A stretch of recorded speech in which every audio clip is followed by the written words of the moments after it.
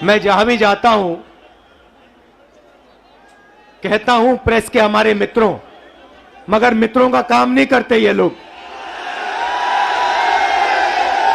हमारा छोड़ो, जनता के मित्रों का काम नहीं करते ये। क्योंकि अगर आपके मित्र होते तो आपको देश की सच्चाई दिखाते, बेरोजगारी के बारे में बताते, महंगाई के बारे में बताते, मगर नहीं, ये तो आपको चीता के बारे में बताते हैं। देखो देखो, अफ्रीका से 4 चीता आए हैं, देखो जंगल में घूम रहे हैं। देखो, ये भी सवाल पूछा कि क्या चीता हिरन को मारेगा या नहीं। मतलब अफ्रीका का चीता हिंदुस्तान में आकर हिरन को मारना भूल जाएगा।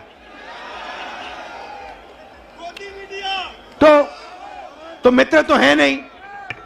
अच्छा, मीडिया बात नहीं उठाती जनता की, तो हमने सोचा पार्लियामेंट में भाषण करो।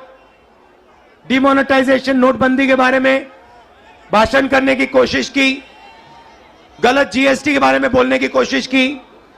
जो हम जमीन अधिग्रहण कानून लाए थे, जब नरेंद्र मोदी जी ने उसको रद्द करने की कोशिश की, हमने पार्लियामेंट हाउस में बोलने की कोशिश की, वहां पे माइक ऑफ कर देते हैं। देखो ऐसे माइक ऑफ, जो बोलना बोलो। हेलो, नमस्कार, कैसे हो। तो एक तरफ मीडिया बात नहीं उठाती, दूसरे तरफ माइक ऑफ कर देते हैं। तो हमने सोचा चलो जनता के साथ कन्याकुमारी से कश्मीर चलकर जनता से बातचीत करें, जनता की आवाज सुने और जनता के दिल में जो है वो रखें। 3000 किलोमीटर हो गए, कन्याकुमारी से शुरू किया। कम नहीं होता भाइयों और बहनों। आप ये मत सोचो कि 3000 किलोमीटर कम होता है, कम नहीं होता है। 110 दिन हो गए, मगर अजीब सी बात है, थकान नहीं है। आप देखिए, मेरा चेहरा देखिए, कोई थकान नहीं है। लोग पूछ रहे टी शर्ट में कैसे चल रहे हो। ना थकान है ना ठंड लग रही है मुझे। अब मैं क्या बोलूं।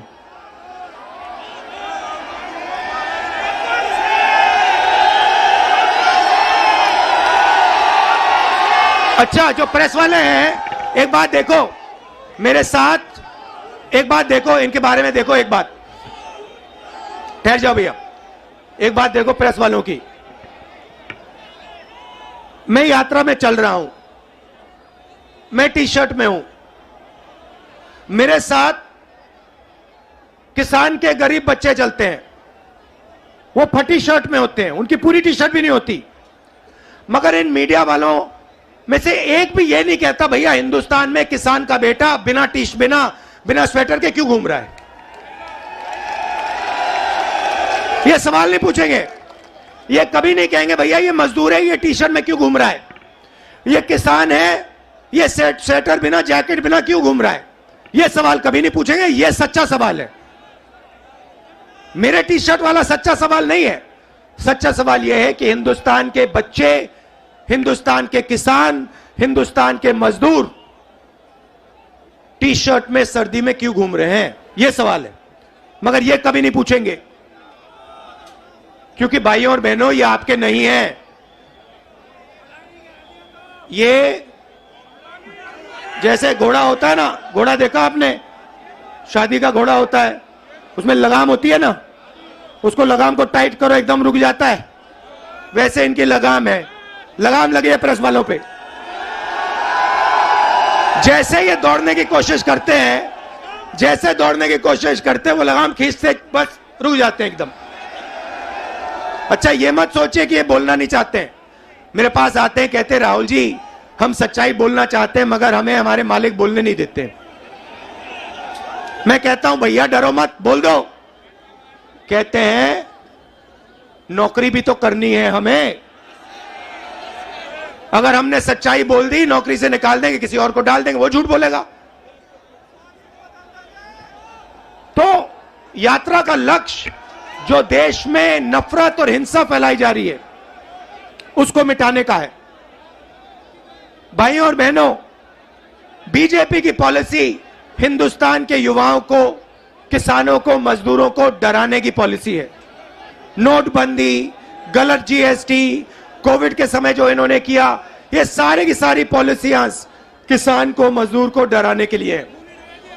क्योंकि ये जानते हैं जब ये डर फैलाते हैं, उस डर को नफरत में बदलना बहुत आसान होता है। ये इनका काम है।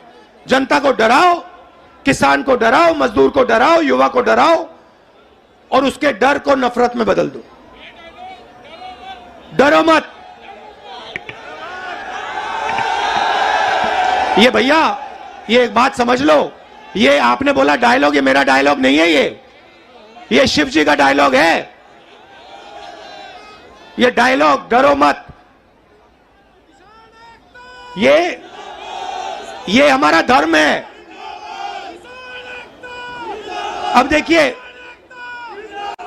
ये करोड़ों रुपए का, लाखों करोड़ों रुपए का, अरबपतियों का कर्जा माफ कर देंगे। लाखों करोड़ रुपए 1 मिनट में माफ कर देंगे। और किसान भूखा मर जाए, उसका कर्जा ये माफ नहीं कर सकते, कभी नहीं कर सकते। आप यूपी के, बाकी हिंदुस्तान के किसान हमारे पास आए थे, यूपीए की सरकार थी। आपने कहा हमारा माफ करो, 10 दिन में हमने 70,000 करोड़ रुपए, 72,000 करोड़ रुपए माफ कर दिया था। मजदूरों के लिए, गरीबों के लिए मनरेगा, भोजन का अधिकार, किसानों के लिए कर्जा माफ। तो हम डर को मिटाने की राजनीति करते हैं, क्योंकि हम जानते हैं अगर ये देश डर जाएगा, इस देश का फायदा नहीं होगा। अगर नफरत फैल जाएगी, इस देश का फायदा नहीं होगा। भाइयों और बहनों, दो और मुद्दे हैं यात्रा के। एक है महंगाई, और मैं आपसे पूछना चाहता हूं, प्रधानमंत्री जी आते थे, जब यूपीए की सरकार थी, कहते थे गैस सिलेंडर 400 रुपए का हो गया है। 400 रुपए का गैस सिलेंडर हो गया। भाइयों बहनों, आज कितने का है? मगर आज प्रधानमंत्री नहीं आते, आज आकर नहीं कहते कि भैया 1100 का हो गया। अच्छा, एक और सवाल है भैया, ये जो 1100 और 400 रुपए का फर्क है, ये किसके जेब में जा रहा है? ये किसी ना किसी के जेब में तो जा रहा है ना। मतलब ये आसमान में तो नहीं गायब हो रहा। तो याद रखिए, ये नरेंद्र मोदी जी के जो खास मित्र हैं, 3-4 खास मित्र हैं, ये जो आपके गैस सिलेंडर का पैसा आपके जेब में से निकाला जा रहा है, उनकी जेब में जा रहा है। अच्छा भाइयों और बहनों, पेट्रोल का क्या दाम हुआ करता था यूपीए के समय? 60 रुपए। आज क्या है? 100। तो ये भी याद रखिए, ये जो 40 रुपये, 60 रुपया जो है, जो आपके जेब में से निकाला जा रहा है, ये भी उनके 2-3 मित्रों के जेब में जा रहा है। तो हमारा दूसरा मुद्दा महंगाई, और तीसरा मुद्दा, सबसे बड़ा मुद्दा, जो देश में नोटबंदी, गलत जीएसटी के कारण बेरोजगारी फैली है। आज 3,000 किलोमीटर में हर स्टेट में मुझे युवा मिलते हैं। मैं पूछता हूं क्या पढ़े, कहते हैं इंजीनियरिंग की, डॉक्टर बनने के लिए पढ़ाई की, आईएएस के लिए तैयारी की। और फिर मैं पूछता हूं भैया आप करते क्या हो? कहते हैं राहुल जी, शर्मा के कहते हैं राहुल जी हम तो मजदूरी करते हैं। कोई कहते हैं भैया, कोई कहते हैं मजदूरी करते हैं, कोई कहते हैं भैया हम पकौड़े पका रहे हैं। इंजीनियरिंग की पढ़ाई की, आलू के पकौड़े बना रहे हैं। अच्छा, एक रास्ता था युवाओं के लिए अग्निवीर वाला,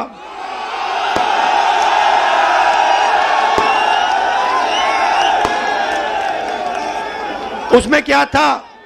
सुबह युवा उठते थे, 4 बजे उठते थे, दौड़ते थे। यूपी में आपको हर सड़क पे दिखेंगे, देश की रक्षा करने के लिए दौड़ते थे।